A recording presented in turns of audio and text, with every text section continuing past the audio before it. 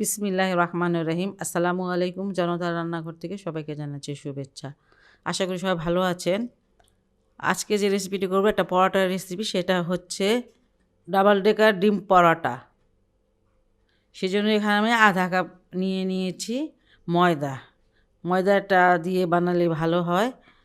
এটা আমি কোনো মাথা লাগবে না, বেলা লাগবে না, এইভাবে বানাবো। যাই হোক, এখানে আমি একটু লবণ দিয়ে দিচ্ছি, লবণটা একটু বেশিই লাগবে।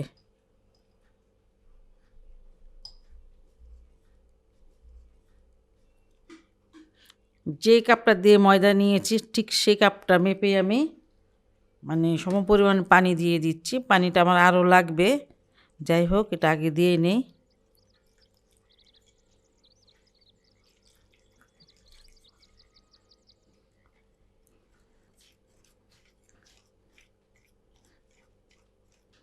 এমন হয়েছে, কিন্তু আমার এটা থেকে আরও পাতলা লাগবে। এখানে আমি আরও 2 চামচ পানি দিয়ে দিলাম। এটাকে খুব স্মুথ করে, এটা খুব কম হলে 5 মিনিট এইভাবে বিট করে নেবেন।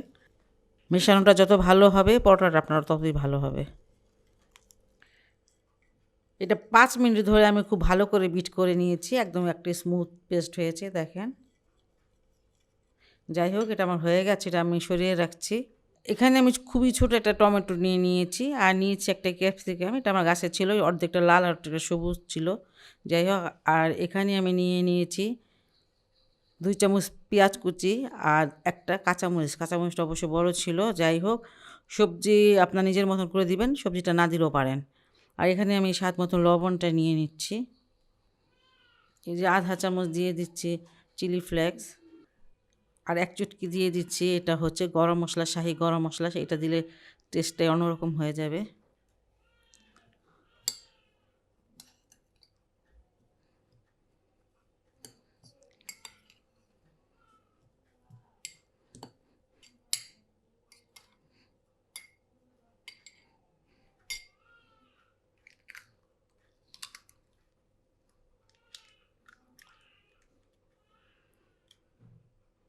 এখানে 2টা ডিম দিয়ে দিলাম।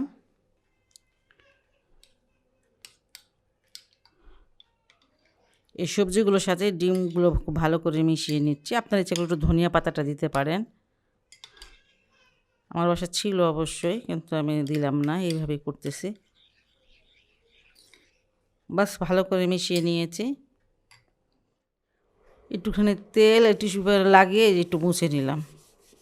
আঁচটা একদম কম থাকবে, বেশি আঁচটা থাকলে এটা পুড়ে যাবে।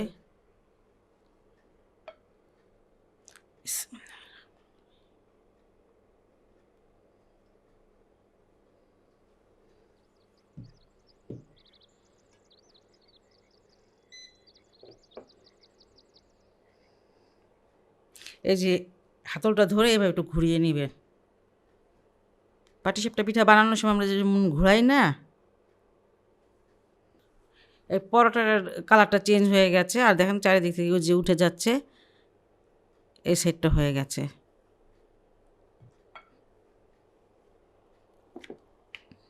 এই সময় আমি আঁচটা আবার বাড়িয়ে দিব। এতক্ষণ কম ছিল, এখন বাড়িয়ে দিব।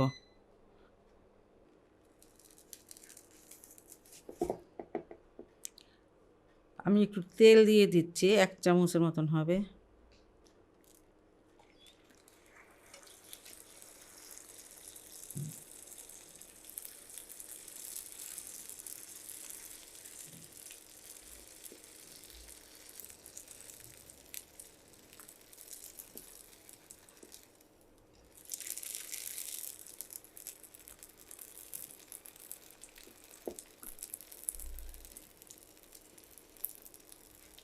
একটা সাইড একটু ভালো করে ভেজে নিতে হবে।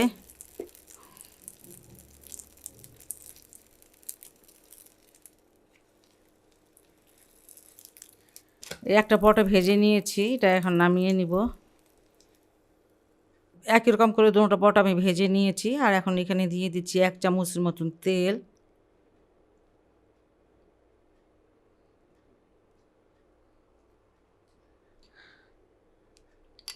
আর যে ডিমটা দিয়ে সবজিটা মাখিয়ে রেখেছিলাম, সে ডিমটা দিয়ে দিব এখন। বিসমিল্লাহির রহমানির রহিম।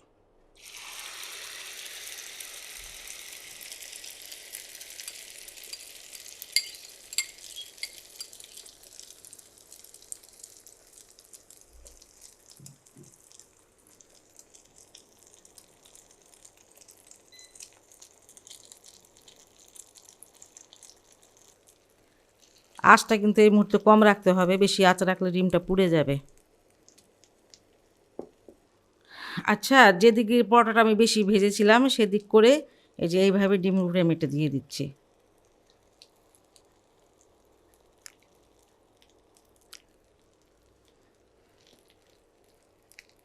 একটু এইভাবে চেপে চেপে লাগিয়ে দিতে হবে যাতে মানে ডিমের মধ্যে লাগে। এই জন্য ডিমটা কিন্তু আমি খুব ভালো করে ভাজলাম না, একটা সাইড কিন্তু আপনারা দেখতে পেরেছেন যে কেমন ছিল, যাতে মানে ডিমের মধ্যে পরোটাটা লেগে যায়।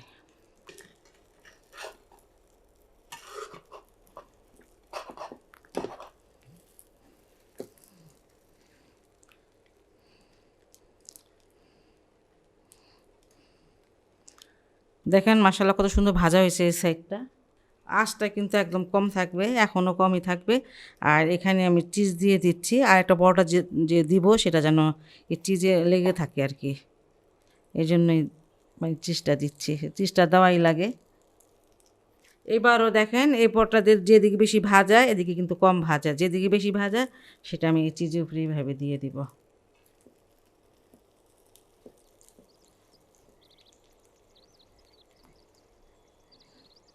একটু চেপে চেপে দিব।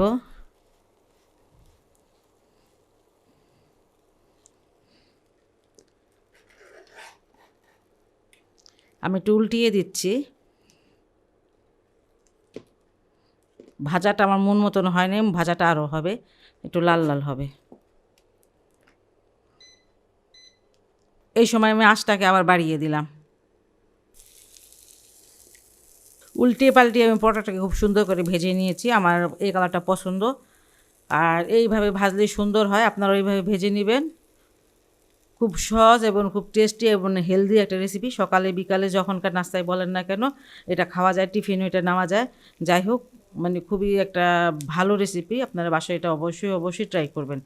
আর যদি আমার রেসিপিটা ভালো লাগে তাহলে অবশ্যই আমার চ্যানেলকে লাইক কমেন্ট সাবস্ক্রাইব করবেন। সবাই ভালো থাকুন, সুস্থ থাকুন, নিরাপদে থাকুন, এই দোয়া সবসময় করি। আল্লাহ হাফেজ।